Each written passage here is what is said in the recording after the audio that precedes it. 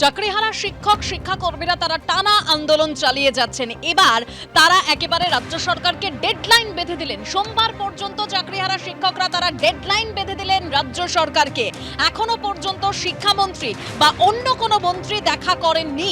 সোমবারের মধ্যে সরকারের তরফে যোগাযোগ করা না হলে বৃহত্তর আন্দোলনের হুঁশিয়ারি দিয়েছেন চাকরিহারা শিক্ষকরা।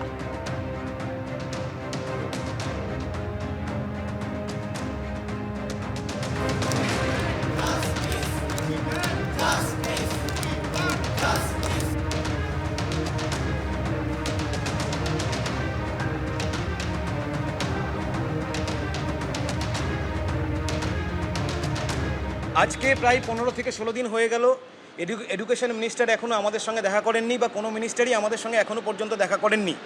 আজকে শনিবার, আমরা আগামী সোমবার অবধি দেখে নেব। আপনারা জানেন যে গত 15 তারিখে আমরা একটা বৃহত্তর আন্দোলন করেছিলাম।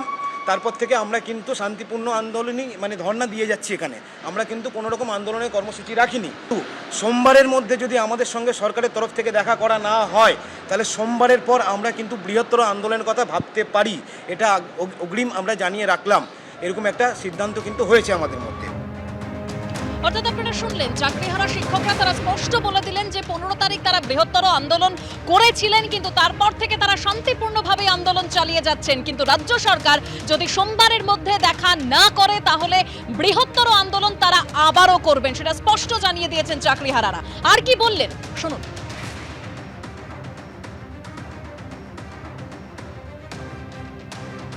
পরিস্থিতি এই যে আমরা বিচার বিভাগের কাছ থেকেও ন্যায় পাচ্ছি না, আমরা সরকারের কাছ থেকেও ন্যায় পাচ্ছি না।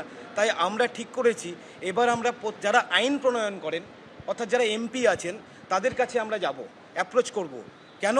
যাতে তারা আমাদের বিষয়টা পার্লামেন্টে তোলেন, নেক্সট অধিবেশনে তোলেন, এবং যোগ্য শিক্ষক শিক্ষিকাদেরকে নিয়ে তাদের ভাবনা চিন্তা কি তারা যেন সেখানে বলেন। আমরা তাদেরকে সেই জায়গাটায় পাশে চাইছি। আজ থেকে চিঠি দেওয়া শুরু করব, প্রত্যেককে, যত এমপি আছেন প্রত্যেককে চিঠি দেওয়া শুরু করব, এবং আমরা চাইবো যে তারা আমাদের হয়ে পার্লামেন্টে এই কথাগুলো তুলুক, সেটা আমি চাইবো। চাকরিহারা শিক্ষকদের ভাগ্যে পুলিশের মার জুটেছে, তাদের বিরুদ্ধে মামলা হয়েছে, তাদেরকে থানায়ও তলব করা হয়েছে, থানায় হাজিরাও দিয়েছিলেন তারা। কোর্টের নির্দেশ মতো তাদের বিরুদ্ধে কোনো রকম কড়া পদক্ষেপ করা যাবে না। কিন্তু এবার তারা একেবারে বৃহত্তর আন্দোলনের হুঁশিয়ারি দিলেন যদি রাজ্য সরকার সোমবারের মধ্যে তাদের সঙ্গে দেখা না করেন। এ নিয়ে কেন্দ্রীয় শিক্ষা প্রতিমন্ত্রী সুকান্ত মজুমদার তিনি কি বলছেন শুনুন।